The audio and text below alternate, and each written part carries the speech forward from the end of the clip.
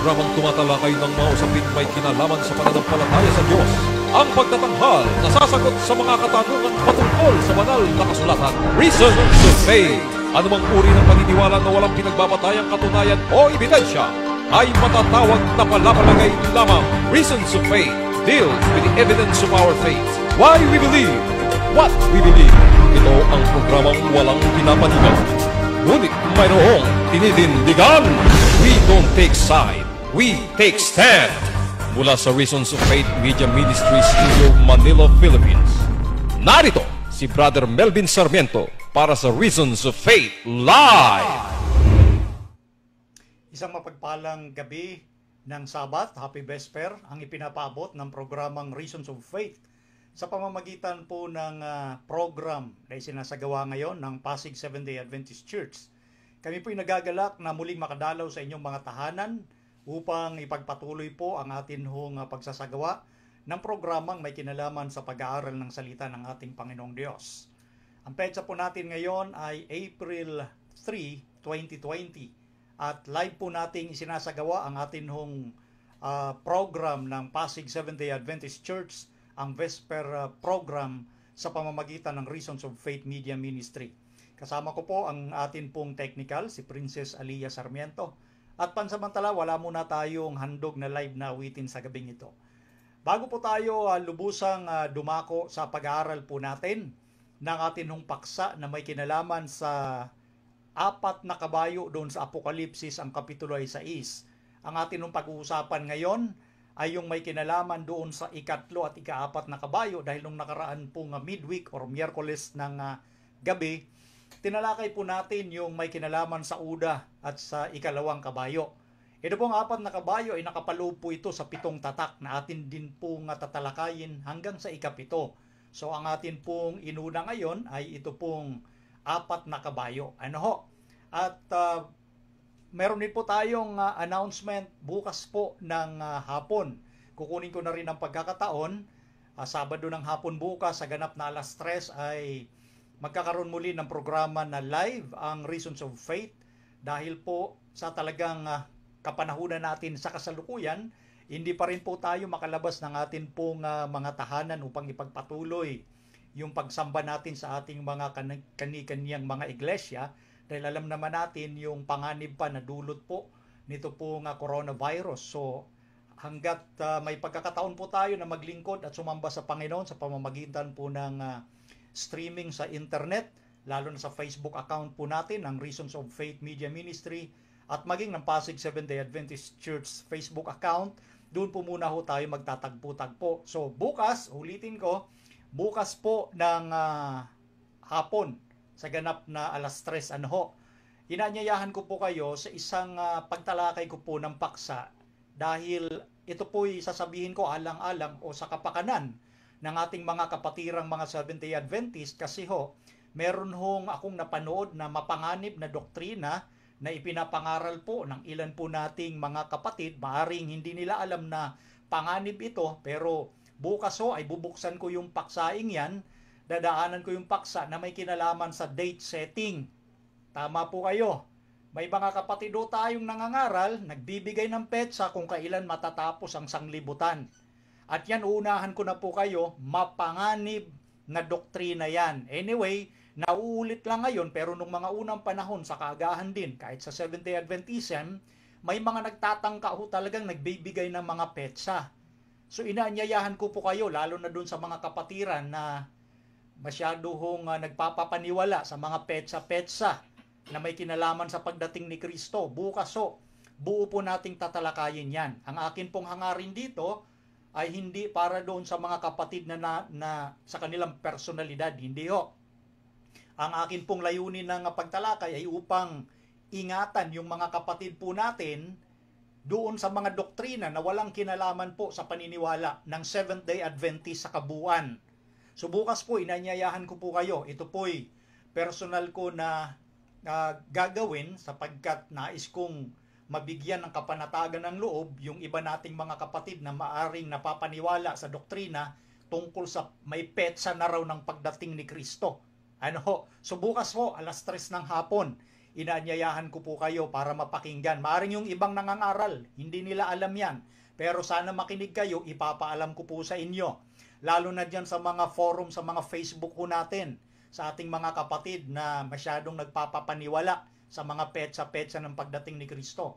Sana po manood ho kayo at bukas ipagkakaloob po natin ayon sa doktrina ng Biblia, sa Spirit of Prophecy ni Mrs. White at sa kabuuan po na paniniwala ng Seventh-day Adventism. Dahil ang iglesia po na Seventh-day Adventist hindi dapat kalat-kalat pag pinag-usapan yung fundamental doctrines. Dapat iisa ho tayo dyan. Hindi pwedeng kanya-kanya. Okay po? Pagdating po dun sa mga non-essential, pwede ho kayo, may kalayaan ho kayong pagdating sa mga opinion. Pero kung ang pag-uusapan po, fundamental, dapat iisa ho tayo dyan. Ano ho? So yun po yung aking paanyaya. Okay, so bago po tayo lubusang dumako sa atin hong pagtalakay, nito pong ikatlo at ikaapat na tatak na may kinalaman sa kabayo, ano ho? Tayo po muna ay magtatalaga sa ating Panginoon sa pamamagitan ng panalangin. Ama naming Diyos, maraming salamat sa pinagkaloob ninyo na pagkakataon ngayong gabi ng Sabat sa amin hong mga magkakapatid. Nabigyan kami ng pagkakataon na kayo'y purihin, sambahin, pasalamatan sa pamamagitan po ng pag-aaral ng inyong salita sa Reasons of Faith Live, at dalangin namin na samahan kami ng inyong banal na Espiritu upang maging matagumpay at maging mapayapa ang aming gagawing pag-aaral. Ipagkaloob ninyo, Ama, ang karunungan na kinakailangan ng inyong lingkod at ng aming mga nanonood upang magbigay sa amin ng ibayong sigla ng pananampalataya, kapanatagan sa kabila ng mga negatibong pangyayari na aming nararanasan. Kami pa rin ay patuloy na maging positibo sapagkat kayo po ang may kontrol ng lahat ng mga bagay. Kaya't ang amin pong gagawing sama-samang pag-aaral ngayon ay magdulot nawa ng ibayong sigla sa aming pananampalataya. Ito po ang aming samot hiling, kalakip ng paghingi ng kapatawaran sa lahat ng aming mga kasalanan upang ito hindi maging hadlang sa malayang pagdaloy ng inyong katotohanan. Ito po ang aming dalangin sa pangalan ng Panginoong Yesus. Amen. Okay, so atin pong tinalakay noon pong nakaraang midweek o Miyerkules ng gabi, yung una doon sa apat na kabayo, una at ikalawa. Ano? At babasahin ko pong muli, ito po may kinalaman sa usaping ito dito po sa aklat ng Apokalipsis, itong the four horsemen of Revelation, dito po sa chapter 6 verse 1. Ang sabi po rito ay ganito: At nakita ko ng buksan ng kordero ang isa sa 7 tatak, at narinig ko sa isa sa 4 na nilalang na buhay, na nagsalitang gaya ng tunog ng kulog, halika.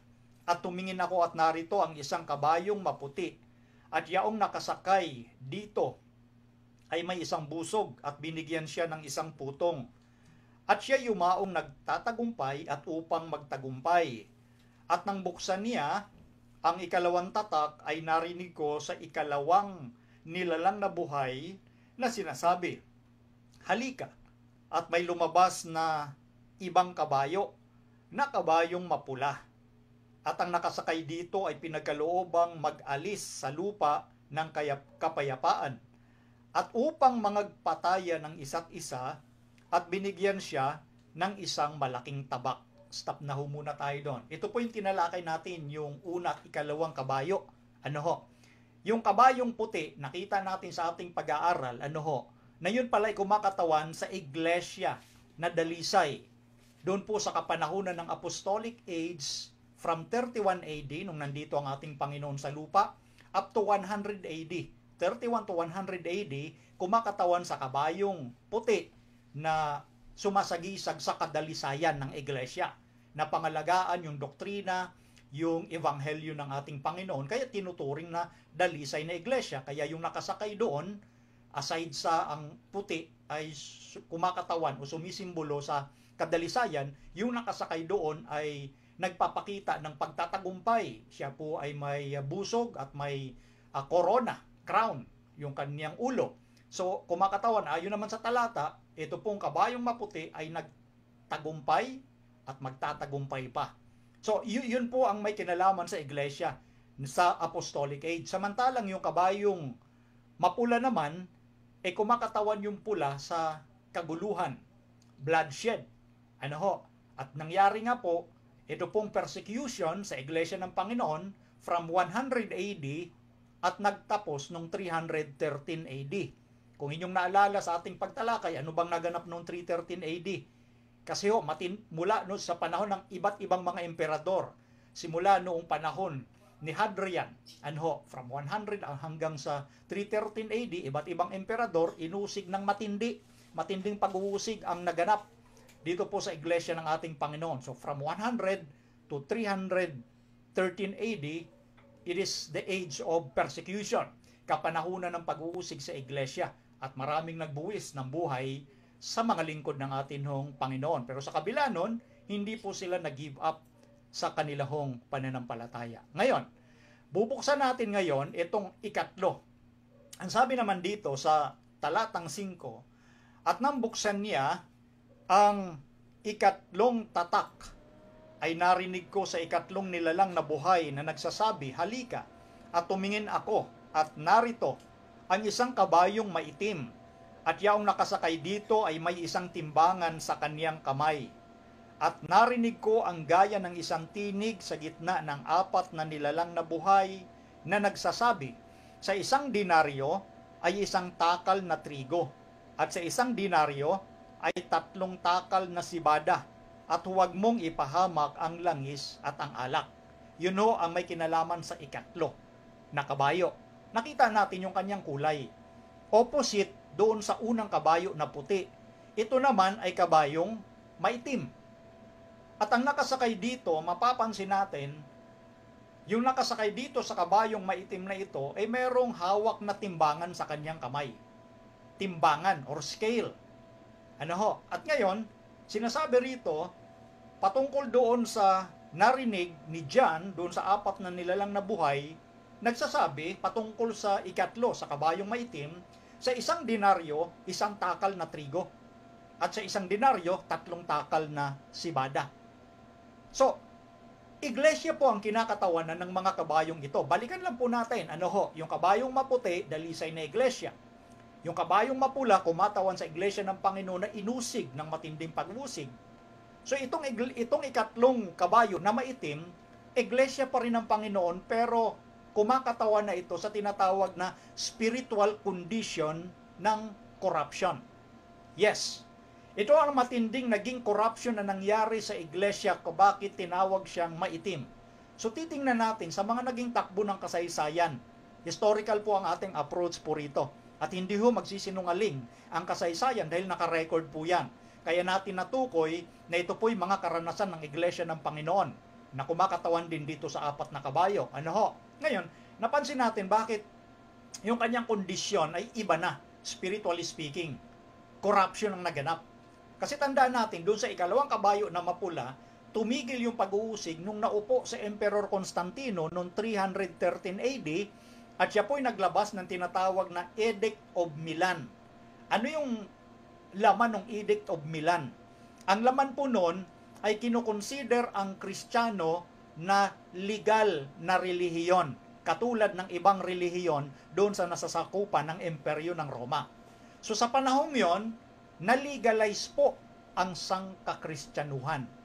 313 AD. At itong kabayong maitim, dito nagpasimula yung kanyang spiritual condition ng pagiging corrupt. Bakit na corrupt? Bibigyan ho natin ng eksaktong naging takbo ng kasaysayan ito. From 313 AD, 313, ang kapanahunang kinasasakupan nitong kabayong maitim ay hanggang 538 AD. Yes. From 313 up to 538 AD, makikita natin yung spiritual condition ng iglesia, na napunta sa tinatawag na komersyalismo. Bakit? Nagpasimula na yung mga leader ng iglesia, simula nung sila po ay na-legalize, naging malapit na sila sa gobyerno ng Roma, at doon nagsimula yung tinatawag natin ngayong corruption. Kasi merong nangyaring mga kompromiso sa iglesia noon ng Panginoon. Isipin mo naman. Doon po sa kapanahonang sila inuusig, ay hirap na hirap po talaga. At nakita natin yung pagtatapat ng mga Kristiyano na kahit patayin sila, hindi nila irerikant o babawiin ang kanilang pananampalataya sa ating Panginoong Diyos, sa ating Panginoong Jesucristo. Yun ay nagdala sa kanila sa halip ng pagsuko ay lalong tumibay. Nag-init ang pananampalataya ng mga Kristiyano. Pero pagdating dito, sa bahagdan, na sila po ay nagkaroon ng tinatawag na pagiging legal na mananampalataya sa imperyo ng Roma, dito ngayon bumangon yung kompromiso dahil sa mga leaders na humawak noon sa iglesia ng ating Panginoon. Yung mga spiritual leaders. Ipapakita ho natin sa inyo maya-maya yung kasaysayan na pinag-uusapan natin. Ngunit, sa ngayon po rito, sa talatang ito, bakit nating nasabi na napunta na sa komersyalismo? Isipin nyo, naging commercial na ang Christianity. Ito sa mga simbolong ginagamit dito, sa isang denaryo, isang takal na trigo.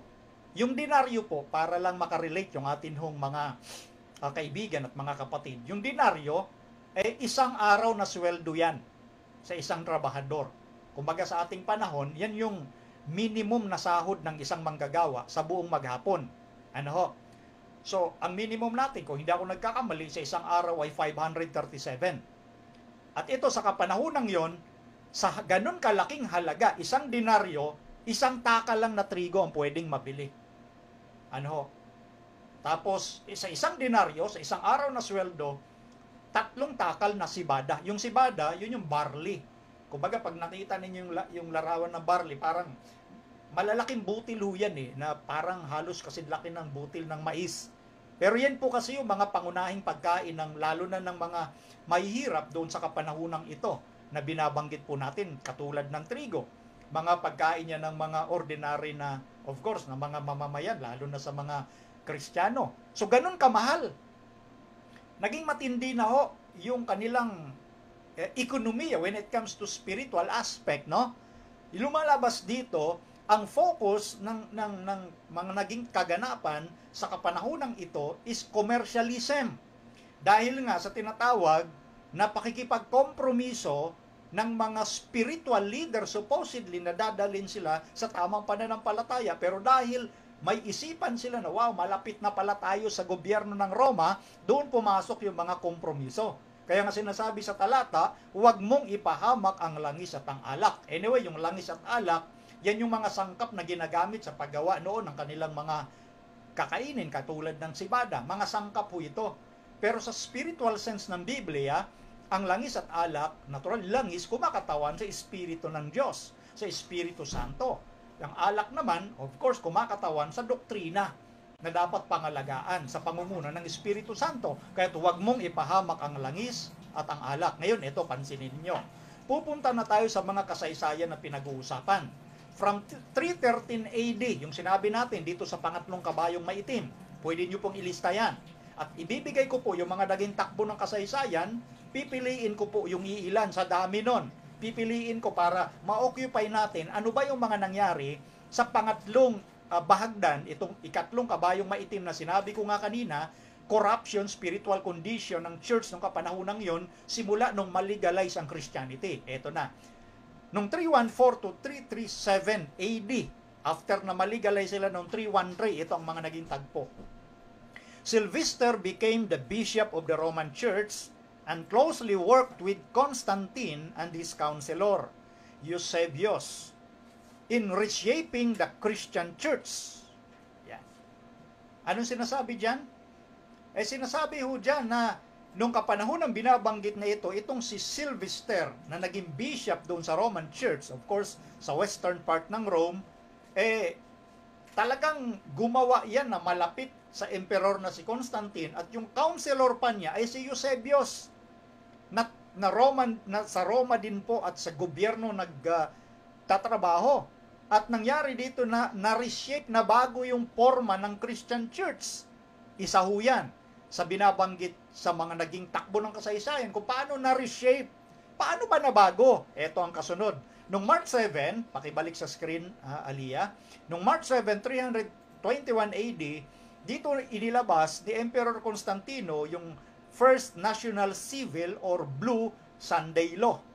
Noong May 20, 325 AD naman, ito yung pag-convene ng Council of Nicaea that produced a creed and required that Easter be observed on a certain Sunday of each year.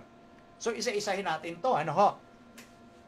Nangyari, noong 321, ginawa ni Emperor Constantino yung the first civil or national Sunday law. O ang tawag sa iba, the Blue Sunday Law.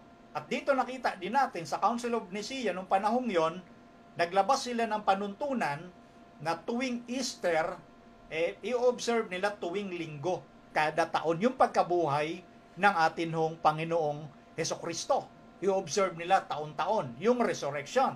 Ngayon, dagdagan pa natin, noong 330 naman, Constantine moved his capital to Asia Minor, naming it New Rome, but later called Constantinople, and today called Istanbul.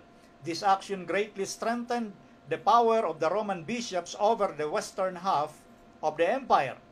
At noong 336 AD, the Council of Laodicea commanded the first recorded church legislation, the keeping of Sunday as the weekly holiday. Medyo nagkulang lang sa T.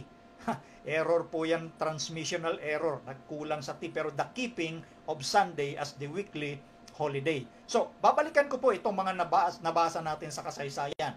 Noong 330 ho, inilipat nga ni Emperador Constantino yung kanyang capital sa eastern part ng Rome. Kasi ang Roma, nahati po yan sa dalawang bahagi. Ano ho? Before nangyari ito, mga kapatid, doon naghahari o ang trono ni Emperor Constantino ay sa western part ng Rome. Nilipat niya ngayon doon sa eastern part na ang tawag dati Bagong Roma. Later on, tinawag din Constantinople. At saka panahon na natin ngayon, yan yung nasa Turkey, yung Istanbul.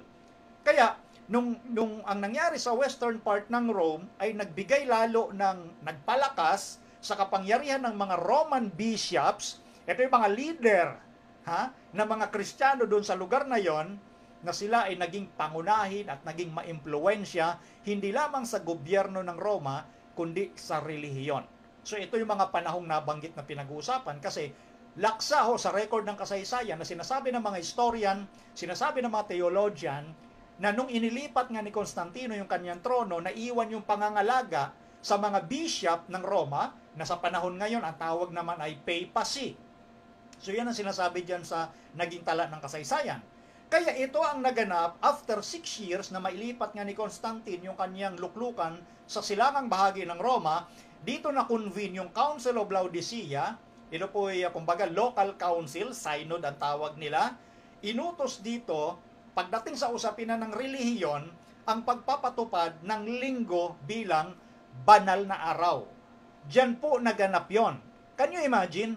Matapos na malegalize ang Christianity noong 313 at doon na nangyari yung reshaping na bago yung forma ng Christianity, hindi na naging mapagbantay sa purity of the doctrine na ikinamatay ng mga naunang mga Kristiyano sa kanila doon sa sumisimbolo sa ikalawang kabayong mapula.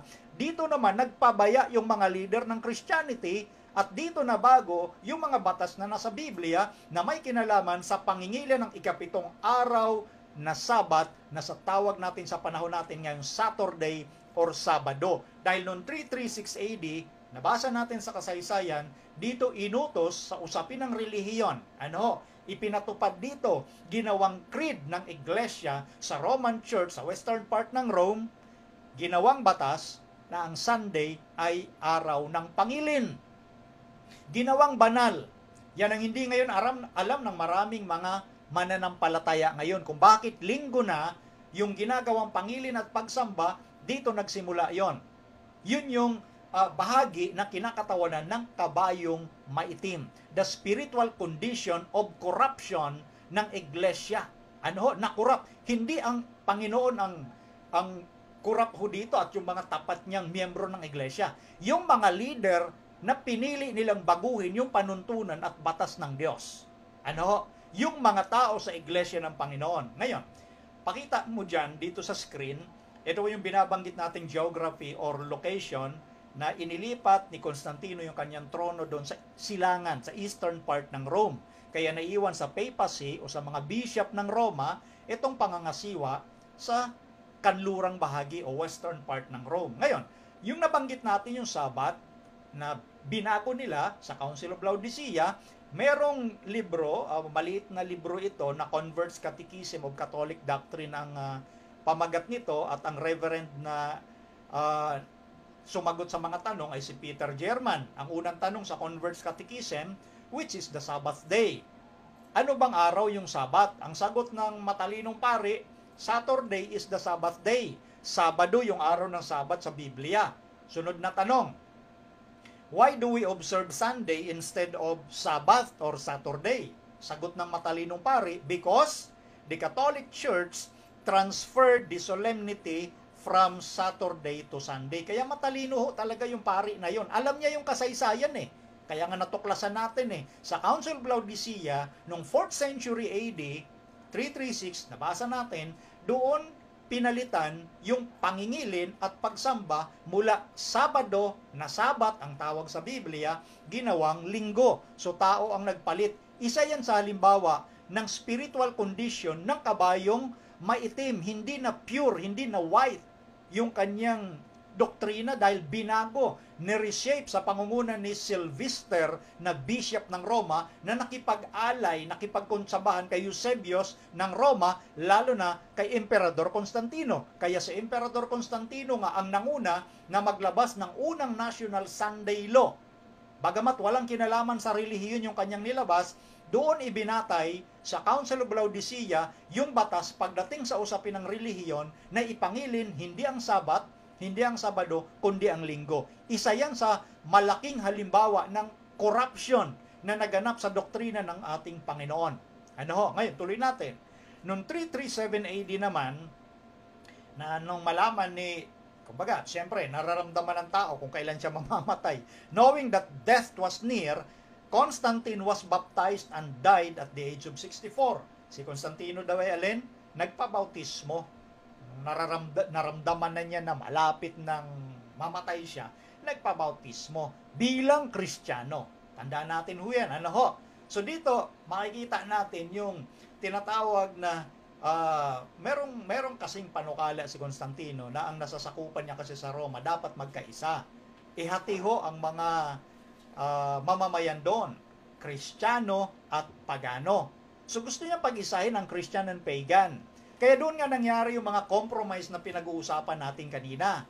At yung mga supposedly leader ng iglesia ng ating Panginoon na dapat nagbabantay sa kadalisayan ng turo ng Biblia, nag-compromise. Kumbaga, kung ang standard ng Christianity ganito kataas, ang standard ng pagan ito lang. So kailangan mag-compromise, ibaba ng Christianity yung standard nila. Iyon ang ginawa ng mga corrupt na leader sa iglesia ng Panginoon. Eto, pakilagay sa screen, Aliyah.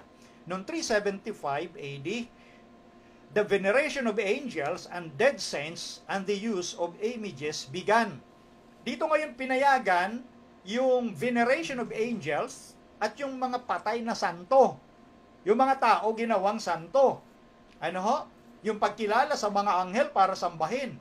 At yung paggamit ng mga ribulto, diyan nagpasimula. Hinayaan nilang pumasok, nakipag-compromise para maakay yung mga pagano sa Christianity. At yun ang inihalimbawa nga ni Emperor Constantino. Nagpabinyag siya sa Kristiyano, pero sa totoo lang, si Emperor Constantino mananamba pa rin sa araw. Yung ang tawag doon si Balder, sa iba naman si Baal. Ano ho? Ang kaya nga doon sa kanyang unang Sunday law, ang tawag niya doon sa araw, kagalang-galang, nakaarawan ng araw. Venerabilis Jesulis, sabi doon sa wikang Latin. At sa pagkasalin sa English, on the venerable day of the sun. Venerable. Sa literal na salin sa Pilipino, kagalang-galang nakaarawan ng araw. Therefore, ang puso talaga ni Constantino mananamba sa araw. Meron lang siyang political moves para pag-isahin nga yung mga Kristiyano at Pagano, at pumasok ngayon yung alin?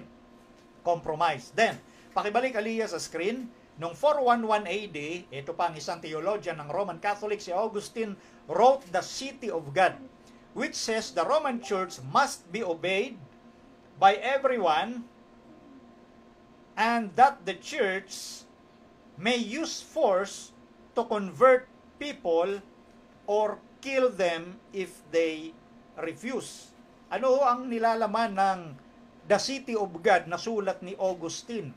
na kinikilala at iginagalang yan sa Roman Catholic Church. Dito, nagpasimula kasi, supposedly, dapat ipinapangaral yung second coming of Jesus. Pero sa doktrina na ito ni Augustine, pinalilitaw niya na ang Iglesia ng Panginoon victorious, matagumpay na. So yung pangangailangan ng second coming ay hindi na talaga nila ipinapangaral pa dahil matagumpay ang Iglesia ng Panginoon sa lupa. In a sense, of course, nakakampi na nila yung gobyerno. At kapag hindi ka sumunod sa kagustuhan ng iglesyang ito, yung nasa West, the Roman Catholic Church, pupwersahin, gagamit ang iglesia ng puwersa. Kung ayaw mong makonvert, mapapatay ka kung hindi ka sumunod sa kagustuhan ng Roman Church. So yun ang nilalaman. Ilan sa nilalaman doon sa sulat, The City of God. Ano ho? Ngayon, tuloy pa natin. Noong 431 AD naman, Mary is officially called the Mother of God by the Council of Ephesus. Dito ngayon, opisyal na tinawag si Maria, yung nasa Biblia na ina ng ating Panginoong Hesus, na si Maria naman talaga ay banal. Dito siya tinawag sa western part ng Rome, sa Roman Church, the Mother of God o ina ng Diyos. Nagsimula sa Council of Ephesus. Ngayon, nasabi pa noong 500 AD, about this time or later, various reformers arose who protested the increasing worldliness and paganism of the church. This included Arnold of Brescia, Tenkelem, Eudo, Marcellius of Padua, and Peter Celsiki. Each was persecuted for having done so. So, may mga nagprotesta naman talaga at mga tapat na lingkod ng Diyos sa iglesia noong panahong yon. Nakita nila ng iglesia ay naging makamundo na. Yung worldliness ay matindi at yung paganism ay talagang laganap sa loob ng Christianity dahil nga sa compromise na pinayagan ng mga leaders ng Christian yung mga gawain at pananampalataya ng mga pagano tulad ng pagsamba sa mga ribulto. Pagsamba doon sa kinikilala nilang Reyna ng Langit o Ina ng Diyos. Nasa pasimula pa nung kapanahunan pa ng matandang Israel, ang tawag doon ay si Astoret. At ngayon sa panahon ng Christianity, inangkop yung pangalan ng Kristiyanong si Maria. Yun yung mga tinatawag na compromise, yung mga paganong sumasamba kay Astoret, kay Venus, kay Diana bilang ina ng Diyos o reyna ng langit, pinalitan ng pangalang Maria para maipasok yung mga pagano sa loob ng Kristyanismo. Nakita niyo po yung mga matinding korupsyon na naganap. Yun po yung mga ilan sa mga halimbawa na sinasabi natin, kaya ang pagsasalarawan ng Biblia doon sa kabayo, mula sa puti, naging pula, itim na. Opposite ng purity ng puti. Ngayon, papakita natin dito sa screen, sa kasalukuyang panahon, yan, Mary, the Queen of Heaven. Pero yung doktrina na Queen of Heaven, nabanggit natin ng pauna, nasa Jeremias 44:17. Mababasa nyo doon na yun pala, siya si Astoret. Siya yung kinikilala noon ng mga pagano at nahawa yung mga matitigas na ulo na Hudyo, sumamba rin kay Astoret. At sa panahon nga ito ng kaagahan ng sangkakristyanuhan, especially nung naligalize ang Christianity, pinasok ng mga pagano yung pagsamba na ito kay Astoret, kay Diana, iba-iba lang ang pangalan yan. May Venus pa. Pinalit yung pangalang Maria. At dito, pinayagan nga ng mga corrupt na spiritual leaders ng iglesyang pinag-uusapan sa kapanahonang ito. Ayan ho, si Mary, ginawa ding co-redemptrix. Co-redemptrix, kapwa manunubos. So mapapansin natin yung blasphemy dahil isa lang ho ang tagapamagitan or mediator between God and man, none other than our Lord Jesus Christ. Wala nang iba. So si Mary, ginawa rin kapwa tagatubos. Yun ang matindi dyan. Ito ang ilan sa mga larawan na ipapakita ko sa inyo, yung mother and child worship ay noon pa, matagal na, panahon pa ng mga Hittite, pakilagay sa screen. Itong larawan ni Isis with Horus, husband, child, Osiris, on her lap, the Hittite equivalent. Noon pa, larawan na, yung pagsamba sa babae na nanay at sa sanggol. The mother and infant worship, noon pa yan. Bago pa pumasok sa Roman Church sa pamamagitan ng Roman Catholic Church. Pagsamba at gawain na naman pagano yan. Pakita pa natin. Sa Eastern religion, noon meron din ganong paniniwala. Ayan ho, makikita ninyo. Mga singgit na mother and infant. Sinasamba na noon pa yan. Next slide, pakilagay. Ayan. So, ituloy pa natin sa isang slide. Ito ha. Itong sa Egypt, ang tawag doon sa kanya, na nakalagay na sa screen. Sa Egypt, ang tawag si Isis and Osiris. Sa Scandinavia, si Frigga at si Balder. Sa Roma, siya si Venus at si Adonis.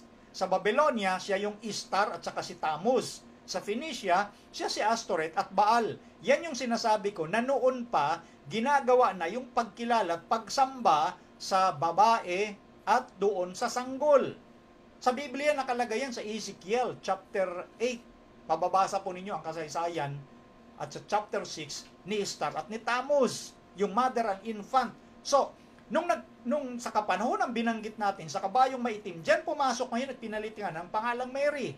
O ngayon, sabi ng isang historian, pakilagay, pagan ceremonies were established in Christian churches until Christianity exhibited so grotesque and hideous a form that its best features were lost and its early loveliness altogether destroyed. So makikita natin sa sinasabing ito ng historian, yung mga pagan ceremonies na establish, na itatag sa Christian churches. Kumbaga yung watawat ng kaaway na ipasok sa loob ng Christianity, sa backdoor ng Christianity. Yung mga paniniwala na wala sa Biblia, bigyan ko po kayo ng halimbawa, bukod sa pangingili ng linggo, na yan ay nakatalaga sa literal na araw.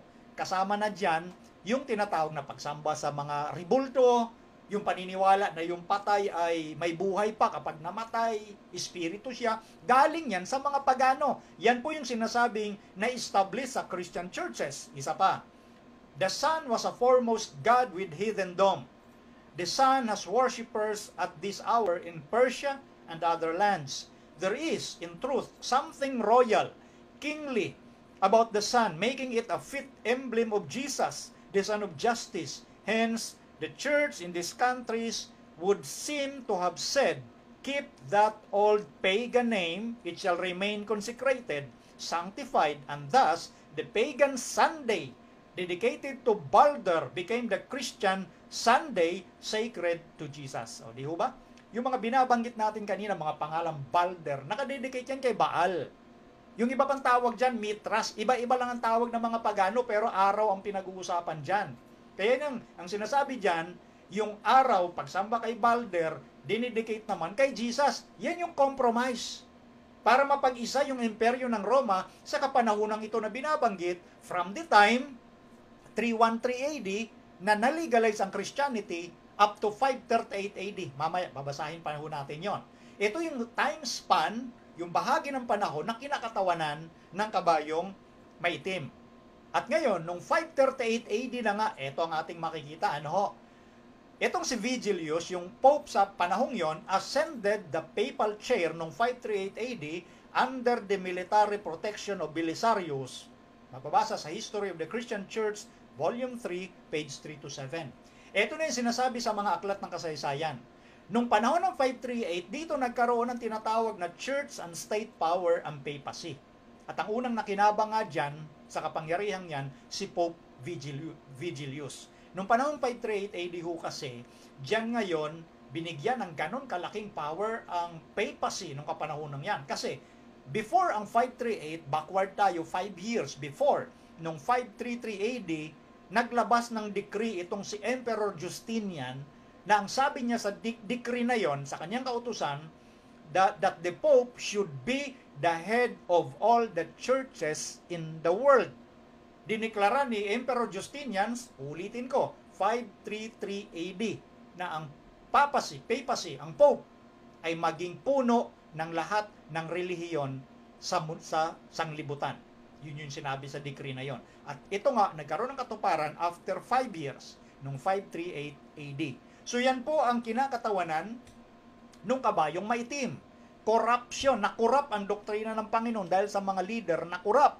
Kaya nakita natin, naging komersyalismo at doon nangyari yung matindi, laganap na korupsyon dahil sa hindi mapagbantay ng mga leader. Pero siyempre, nandoon pa rin yung mga lingkod na tunay ng ating Panginoon. Pero ang nangunguna ho kasi, yung mga sikat na leader nung mga panahong nabanggit.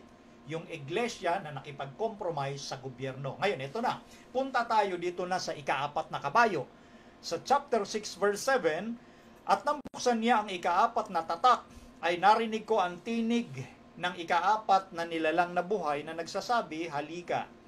At tumingin ako at narito ang isang kabayong maputla. At ang nakasakay dito ay may pangalang Kamatayan. At ang Hades ay sumusunod sa kanya.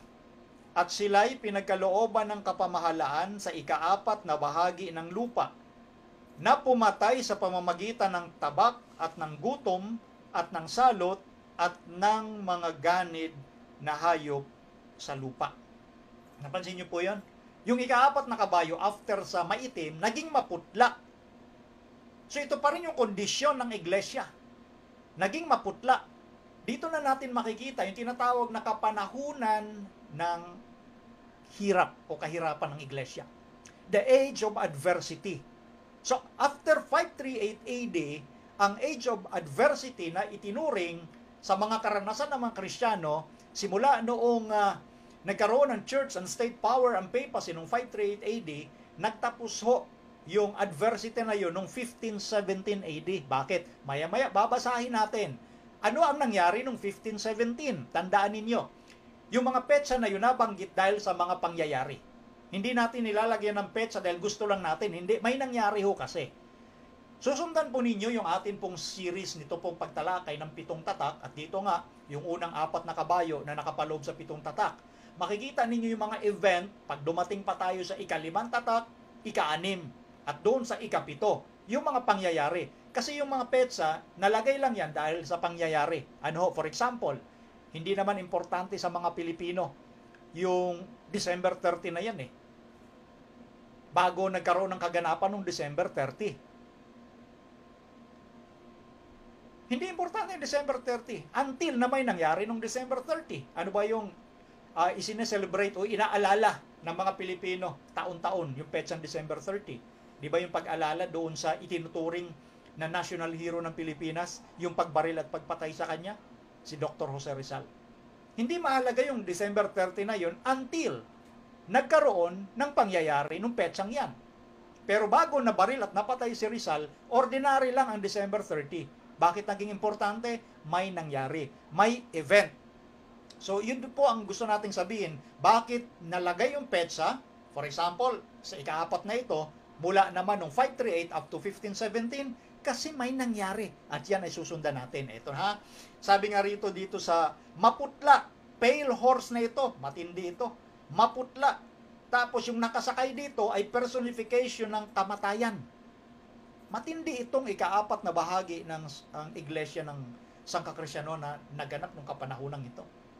Personification ng kamatayan yung nakasakay, at yung Hades, Gregong salita yan, ang ibig sabihin lamang libingan. Yung Hades ay sumusunod sa kanya.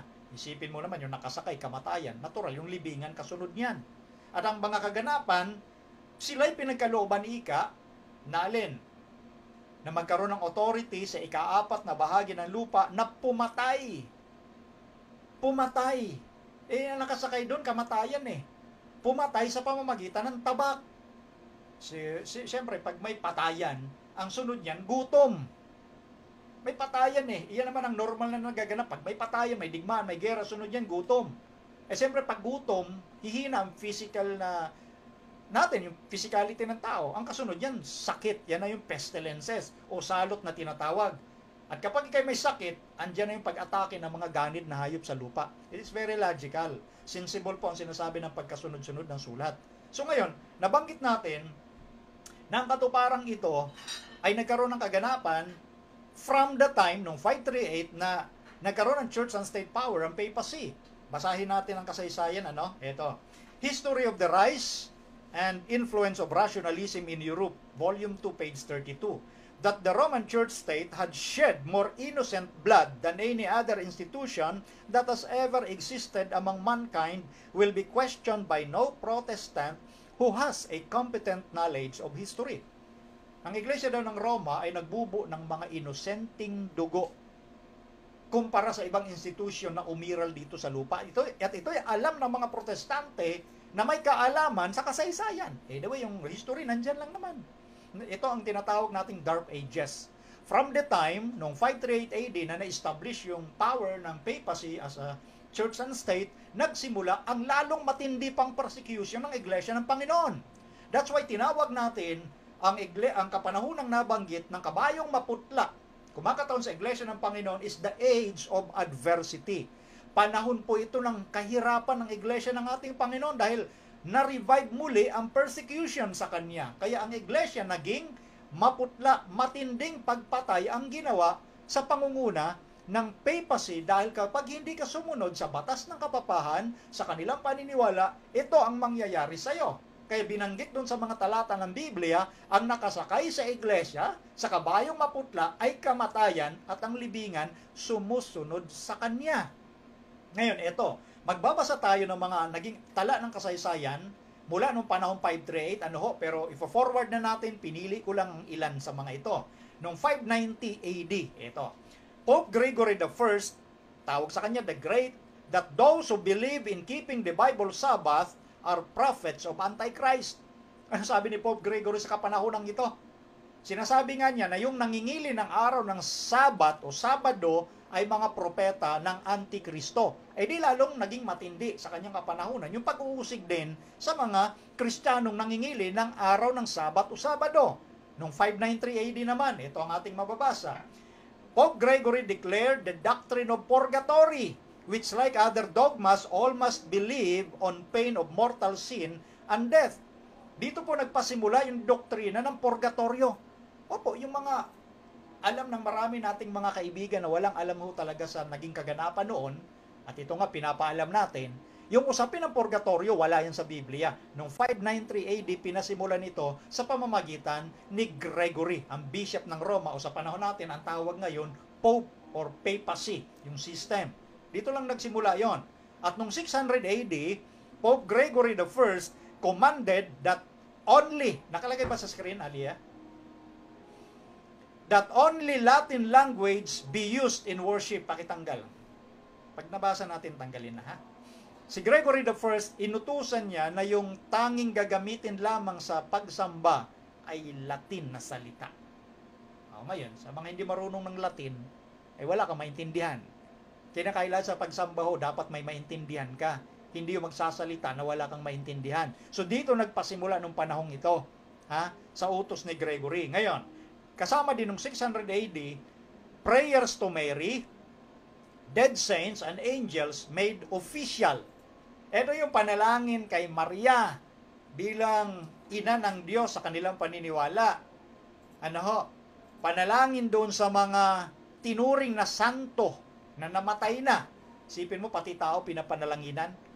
Ginawang official nung panahong ito. Ginawang official. Kaya yung mga nangyayari yung panalangin sa mga taong santo na diniklara ng taong makasalanan, yung tao ring makasalanan na tinuring lang ng tao na santo, pinapanalanginan nila. Ngayon, ito pa. Noong 633 AD, Islamic forces captured Jerusalem, Antioch, and Alexandria. Ito may nakadagdag din ito ng persecution. Nung yung sinalakay at nasakop ng Islamic forces, ito na yung mga Muslim, at na kanilang na-captured, bihag ang Jerusalem, maging Antioch. Alam nyo, ang Christianity nagpasimula sa Antioquia, meaning yung pagtawag, yung pagtawag doon unang tinawag sa Antioquia, yung mga taong sumusunod kay Kristo na Kristiyano. Maging sa Alexandria. Dito nalupig talaga yung maraming Kristiyano dahil sa militarization ng mga Muslim. Kaya nga sa panahon natin ngayon, kung inyong mapapansin, sa Jerusalem, sa dating kinatatayuan ng templo, hindi na yung, siyempre, nagiba ngayon templo nung 70 AD. Ang nakatayo na ngayon doon ay yung Al-Aqsa Mosque ng mga Muslim. At nandun din yung Dome of the Rock na yearly ginagawa ng mga Muslim, yung kanilang pista naman, yung kanilang paniniwala, taon-taon, paano i-celebrate. Yun yung history niyan. Nasakop kasi yan nung 633 AD dahil matindi ang kapangyarihan ng mga Muslim, militarization ang tawag. Kaya yung mga lugar dyan sa Middle East, Christian country yan. Pero dahil sa militarization ng mga Muslim, sa pagpatay nila, pag hindi ka mag-convert sa kanila, pahirapan ka. Kasama yan sa nagpahirap sa mga Kristiyano. Ulitin ko, sa Middle East, nung kapanahonang pinag-uusapan natin yung usapin ng Christianity, the Christian Church, ang Middle East ay lugar ng mga Kristiyano. Pero dahil sa militarization ng mga Muslim, yan ngayon ay mga naging Islam or Muslim country na.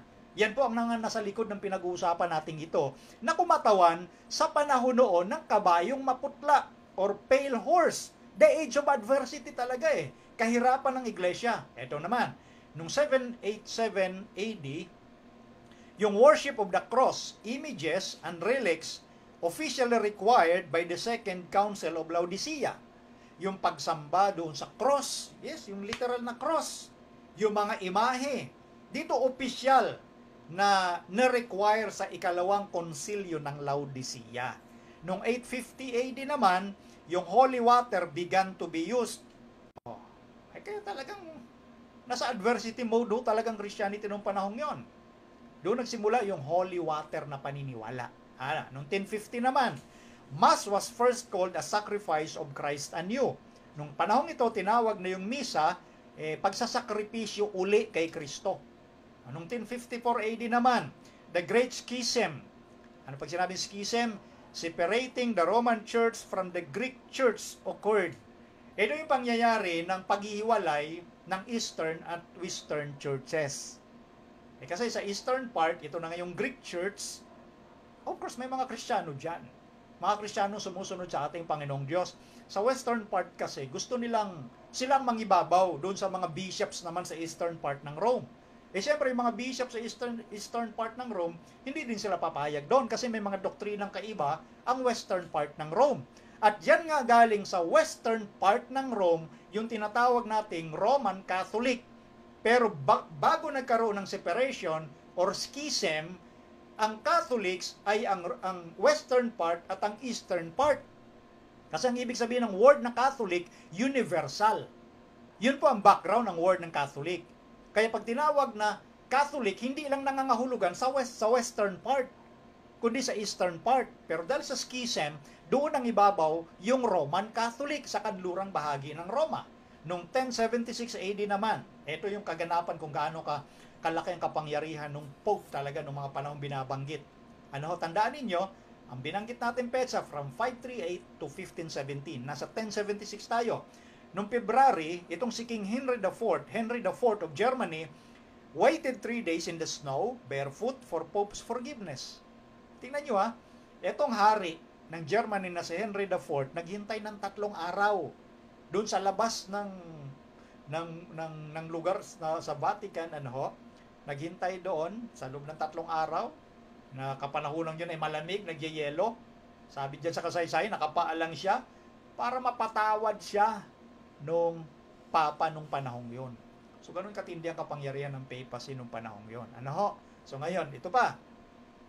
Sabi pa rito sa sunod, nung 1190 naman, malapit na tayo. 1190 AD, the first sale of indulgences or forgiveness of sins for a price began. Dito nagpasimula nung panahong yan, yung pagbebenta ng indulhensya. Pag sinabi nga pong indulhensya, yan yung patatawarin ka sa kasalanan kung magbabayad ka. Binabayaran yung kapatawaran ng kasalanan. Halimbawa lang, may kamag-anak kang namatay, paniniwala mo, nako, baka hindi makapasok sa langit, hindi magbayad ka ng pera para ipanalangin ng kaparian, yung kaluluwa daw nila malipat doon sa purgatorio muna para mapurga, and then papunta na sa langit. Yun yung indulhensya na tinatawag. Binibili yung kapatawaran ng kasalanan. Noong 1250 naman, the error of transubstantiation decreed by Pope Innocent III, bringing God down into a cup and water. Ito yung misa na binanggit kanina. Ito yung doktrina na nilinaw nila. Ito yung tawag ay transubstantiation. Trans, then substance. Kaya sinasabi diyan, nung kapanahonan ni Innocent III, yan yung paniniwala na literally, ibinababa mo ang Diyos doon sa ostya. Si Kristo, binababa mo doon sa ostya. Pag siniubo sa bibig mo, therefore, nandyan si Kristo. Subo mo. Pag nalusaw, nandun na siya sa tiyan mo. Kaya nga ang tawag doon, transubstantiation. Kahit saang sulok man ng langit daw si Kristo, pwede mong tawagin during misa at bababa siya mismo, literally, dyan sa ostya. Kaya nga, trans-substance. Yung substance niya, nandoon na sa ostya. Nag-trans, nandoon na punta. So, yun yung doctrine ng transubstantiation na pinagtibay din yan nung sa Council of Trent na nagsimula noong 1546 up to 1563. So ngayon, Punta tayo dito nung kaganapan din nung 1215, si Pope Innocent III pa rin, decreed that auricular confession of sins must be made to a priest instead of to God. So dito rin nagpasimula yung utos na ihayag mo ang kasalanan mo sa pari kaysa sa Diyos dahil sila daw tagapamagitan sa Diyos. Kaya tinuring na the age of adversity. Noong 1229 AD naman, dito na ngayon ipinagbawal ang Biblia sa mga ordinaryong tao. The Bible was forbidden to laymen. They could not have or read one. It was placed on the index of forbidden books by the Council of Valencia. Pinagbawal ang Biblia o talaga kaya dinilagay yan sa index ng ipinagbabawal na aklat. Ang pwede lang ikang magbasa, edi yung mga pare, yung mga matataas ang katungkulan na tao, sila lang daw ang pwedeng magbasa, magpaliwanag kung ano ang kahulugan. Noong 1377, papal bulls were heard against Wycliffe. Dito ngayon, pinersecute na si Wycliffe Naglabas ng bull ang papasilaban kay John Wycliffe. At noong 1405 naman, si John Huss began denouncing church corruption. So dito, unti-unti may mga lumalaban na noon sa Catholicism, sa papacy, kagaya ni John Huss. Noong 1410, John Huss was excommunicated by Archbishop of Prague, Bohemia. Noong 1415, the council condemned John Huss to death. 1 year later, they burned Jerome at the stake. So ito na yung mga lumalaban noon ng mga reformador. Unti-unti nang bumabangon. Kanila naman pinagpapatay kagaya kay Jerome. Noong 1501, enormous increase of printing prepared the way for the Reformation. By this date, more than 1,000 print shops had already produced 10 million copies of books and booklets. Nung kapanahonang ito, malakihang paglaganap ito ng mga printing presses. Kaya yung mga aklat, yung mga babasahin, ay dumami ang mga kopya at naipalaganap ng mga matitinong Kristiyano nung panahong yon. At dahil lumaganap ang kaalaman, dito na ngayon nangyari yung pagbangon ng isa sa kinikilalang nagpasimuno. Uulitin ko yung sinabi ko, isa sa mga kinikilala. Maraming mga reformers noon, pero ito ang isa sa kinikilala. Noong 1517, dito ngayon nangyari, sa pamamagitan ni Martin Luther noong October 31, nailed 95 theses to the Wittenberg church door starting the Great Reformation. So, noong 1517, ang naganap, ito yung paglalagay ni Martin Luther ng kanyang thesis, 95 sa pintuan ng malaking simbahan ng Roman Catholic. Tandaan ninyo, si Martin Luther at yung ibang mga reformador, mga pari yan mula sa Roman Catholic Church. Nagising sila sa katotohanan na may problema na yung doktrina na kanilang pinapaniwalaan. At si Martin Luther, isa sa mga lumaban at sa kanya nagsimula yung malakihang Reformation. So yung tinatawag nating kapanahunan ng the age of adversity ng kabayong maputla, dito ngayon, bumangon na yung mga reformador na ginamit ng Diyos para ang iglesia na ito ay bumangon sa kanyang kinasasadlakang hirap. That is why ang tawag natin, the age of adversity. From 538 up to 1517, may naganap pala noong 1517. Ito yung Great Reformation na pinangunahan ni Martin Luther. Kaya diyan natin inilalagay yung petsang yun dahil sa kaganapan nito mong pinag-uusapang iglesia mula sa kabayong puti hanggang sa kabayong maputla. Ngayon, rewind ho tayo sa atin ng pagtatapos. Ito kabayong puti naganap sa kanyang sa kapanahon ng 31 AD nung naitatag ni Kristo ang kanyang iglesia up to 100 AD sa kadalisayan ng iglesia, the Apostolic Age. Yung kabayong mapula, kapanahunan niya ng pag-uusig from 100 to 313 AD at natapos ang persecution dahil kay Emperor Constantino noong 313 AD diyan sa iglesia ng Panginoon. And then starting that, nandiyan yung spiritual corruption. Kaya ang kabayo, maitim. Pinakita natin yung mga naging takbo ng kasaysayan. From 313 to 538 AD. At noong 538 AD, lalong naging mabigat yung hirap sa iglesia. The age of adversity. Up to 1517, na bumangon naman dyan yung mga reformer. Ano? So, yan po ang ating kabuang paksa na may kinalaman doon sa 4 na kabayo. Kabayong maputi, kabayong mapula, maitim at maputla. Yan po ang naging kasaysayan ng iglesia ng ating Panginoon na dumanas ng hirap dahil sa kaaway na si Satanas na pinangunahan niya yung mga hari doon sa lupa sa kapanahon ng nabanggit. Maging yung mga leader ng relihiyon na kanyang pinangunahan para pahirapan, usigin, patayin ang iglesia ng Panginoon at lipulin. Ngunit hindi ho papayagan ng Panginoon na magtagumpay si Satanas. Kaya nga dito nagbibigay sa atin ng pag-asa ang kasaysayang ito. Nasa kabila pala ng hirap na dinanas ng iglesia ng Panginoon, tandaan natin, ang iglesia pa rin ng Diyos, ng ating Panginoon, mananagumpay. Siya po'y nagtagumpay sa kaagahan at siya'y magpapatuloy na magtatagumpay sapagkat sa kabila ng pag-uusig, sa kabila ng kahirapan, sila ay nanatiling matatag, bumabangon sa bawat baitang ng panahon yung mga taong itinuturing na bituin ng Panginoon na nagliliwanag sa gitna ng kadiliman, ng kahirapan, ng espiritualidad ng sangkatauhan sa buong mundo. Muli sa darating na pagkakataon natin, kapag niloob ng Panginoon, Miyerkules at Biyernes, tatalakayin natin yung ikalimang tatak after sa kabayong maputla. Yung ikalima, ika-anim, hanggang sa ikapitong tatak. So nawa, ito po ay nagbigay po sa atin ng kapanatagan. Tandaan natin, anumang pangyayari, mga negatibo man, na nagaganap sa ating sanglibutan, gustong takutin ang kaaway ng Diyos, ang bayan ng Diyos. Gustong takutin ni Satanas sa pamamagitan ng iba't ibang mga negatibong pangyayari sa ating buong mundo. Pero yung mga pangyayari niya, yung nangyayari po sa atin, hindi pa ho ganun kahirap kumpara sa mga naranasan noon sa naging record o tala ng kasaysayan na binasa natin, mas magaan pa yon. Pero, sa malapit na panahon na ating kinakaharap, mangyayari uli yung matinding pag-uusig. At yan ang ating pag-uusapan doon sa ikalima hanggang sa ikapitong tatak. Muli, ang Pasig Seventh-day Adventist Church sa atin hong Vesper program sa gabing ito ng Sabat sa pamamagitan ng Reasons of Faith Media Ministry. Kami po ay nagpapasalamat na kayo po ay patuloy na umantabay sa atin hong ginawang pag-aaral. At sa ating pagtatapos, tayo po muna ay magpasalamat sa ating Panginoon. Ama naming Diyos, maraming salamat, napakabuti ninyo sa amin.